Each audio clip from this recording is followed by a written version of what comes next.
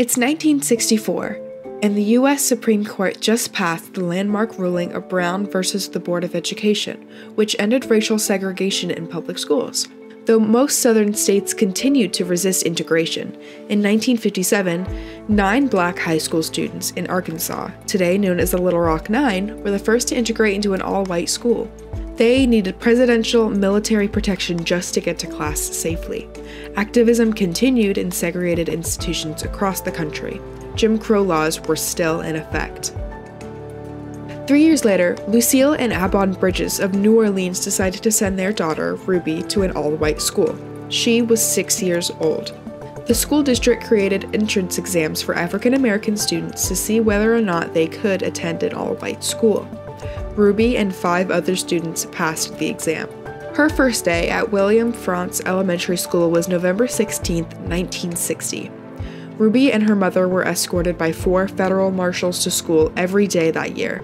She walked past crowds screaming vicious slurs at her. People outside the school threw objects and the police set up barricades. She was threatened by a woman displaying a black doll in a wooden coffin. Barbara Henry was the only teacher in the whole school who would teach Ruby. She spent the whole day, every day, with Miss Henry in their classroom. She wasn't allowed to go to lunch or recess with the other students, and if she had to use the restroom, she was escorted by the marshals. Miss Henry created a safe haven for Ruby at school and taught her every subject alone. They were met with furious hordes of white protesters every day, but they both kept coming to school. Neither missed a single day.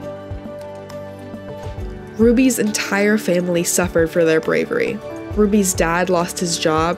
Grocery stores refused to sell to Ruby's mother. But next year, more African American students enrolled.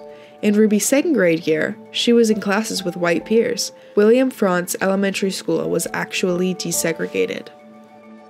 Later on in her life, Ruby graduated from a desegregated high school, became a travel agent, married, and had 4 sons. She was reunited with her first teacher, Barbara Henry, in the mid-1990s.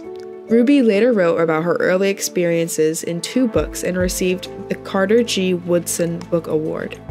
In 1999, Ruby established the Ruby Bridges Foundation to promote tolerance and create change through education. In 2000, she was made an honorary deputy marshal through a ceremony in Washington, D.C. Ruby Bridges is an American hero whose bravery helped pave the way for civil rights action in the South.